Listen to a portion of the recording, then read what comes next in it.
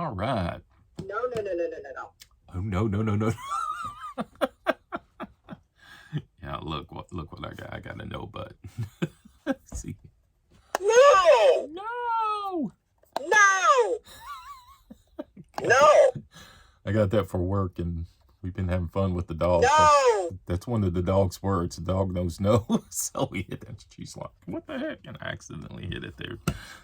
I got it just in case I needed it for an illustration. But the measure of faith, you know, we've known about the measure of faith given to us, you know, at the rebirth experience, and kind of equated that. But I was listening to Roy Hicks the other day, and I can't tell you exactly what he said, but he said it along these lines, and it makes so much sense. And it's just, I mean, one of those, wow, I never saw that before. You know, it's right there in front of you, and you never saw it. But in Romans chapter 1, the end of the first half of the chapter, there's like two halves in this chapter. The second half is there's a lot in there to unpack. There's a lot of stuff in it, a lot of words. But the second part of that chapter in verse 19 says, because, and I think this is King James, because what may be known of God is manifest in them, for God has shown it to them. And I'm just going to quote that part, because if you want to read the stuff before it and after it, it kind of bounces back and forth. It gets a little confusing. You have to really sit there and chew on it, and to see which way it's bouncing. Okay. But let me read it again. It says, because what may be known of God is manifest in them, for God has shown it to them. And what that is saying is that there is a part of deity, a part of God that he's manifested to every single person that is born.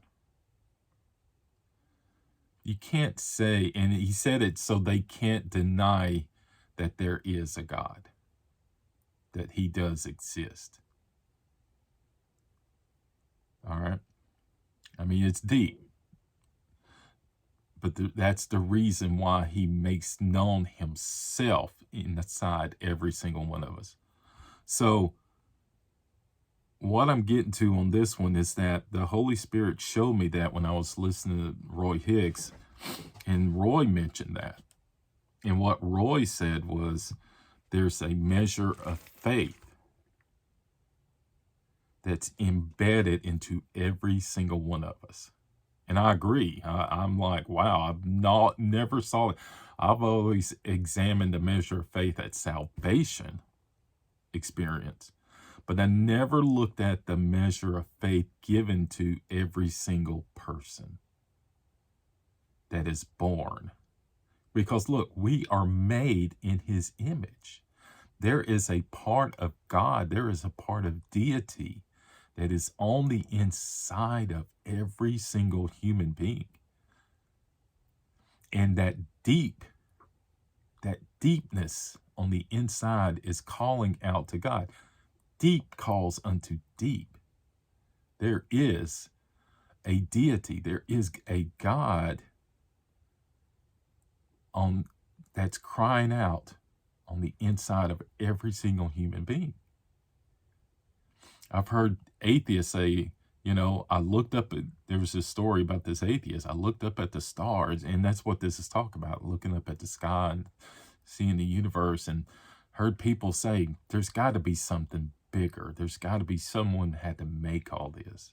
That's that deep, calling unto deep. That's that part of deity. That's that. And this is what the Holy Spirit said. He said it's the smallest measure of faith ever. That is on the inside of every single human being. So if you listen, and that really changed the way I pray about, you know, people. I thought about that, and I'm like, and even you guys that are watching this, I want to reach the deepest part of your spirit. I want to see change come. And I believe that these words that the Lord's given me, that's spoken, I believe they are reaching those deep parts in your spirit and they're making change. Amen. So look, if you've got loved ones that aren't serving God, there is a deepness inside every one of them. Water that seed. Pray over them. You know, encourage them. Don't beat them upside the head. That's not love. But be an encouragement. Be there for them. Water that seed. Okay? I've spoken before that in Acts chapter 2, Peter's speaking about Joel's prophecy. There is a move of God that's coming in the family. You are the closest thing to God that a lot of people have. And be there and be ready. Don't be hateful or mean. That's not love. Don't say you love your family, but don't get me started on that. But I don't think you could successfully say, I love them, but no. That's not right. So, but be able to be that part to your family. Those that are not living for God, those who aren't serving, there is a deep part that's crying out.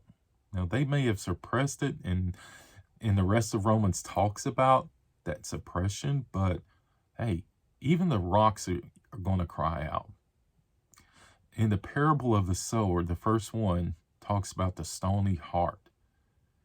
And I prayed for people. Said, listen, Jesus, you said, even the rocks will cry out. If their hearts are stone, I cry out for that part of them to cry out to you. And I'm reaching into that deep heart that gets down below. All right. So look, be encouraged and be blessed.